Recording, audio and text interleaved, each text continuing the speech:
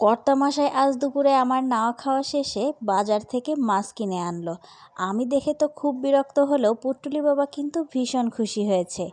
মাছটা আমি এখন কেটে গুছিয়ে নেই আর তোমাদের সাথে একটা ছোট্ট টিপস শেয়ার করি। মাছের মধ্যে কিন্তু শিং মাছও ছিল।